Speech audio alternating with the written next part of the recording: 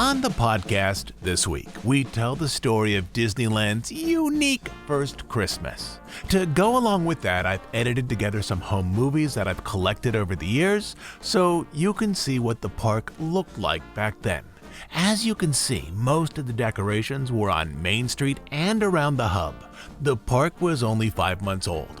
Finances there were a struggle, and the decorations were mild that year.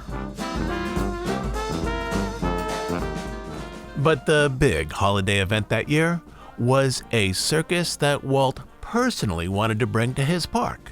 Walt loved circuses, and this is where the story is. Walt had to rent back land from Disneyland Incorporated to create this circus, as Walt himself did not fully own Disneyland. In the afternoon, a parade moved down Main Street past the castle and led guests into the circus area, which was not far from where Small World now stands. There were multiple tents, circus wagons, and professional clowns to greet everyone. The circus was a separate admission from the park, and the money for the circus went back to Walt, who funded this enterprise. The circus was one of the key disagreements between Walt Disney and the person who initially managed Disneyland Incorporated, which in 1955 was a company separate from Walt Disney Productions.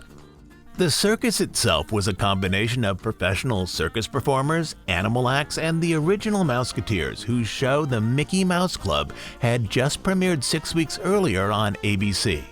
The TV show promoted the circus at Disneyland, and the circus in return promoted the Mouseketeers. During November and December, the Mouseketeers and typically their mothers worked at Disneyland, where the Mouseketeers participated in the show. They learned circus acts and participated in the musical parade.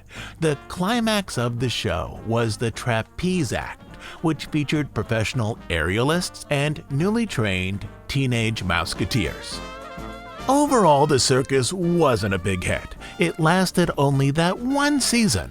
But the full story of Disneyland's first Christmas, including Walt's battles over the circus, is told on the Disney History Institute podcast.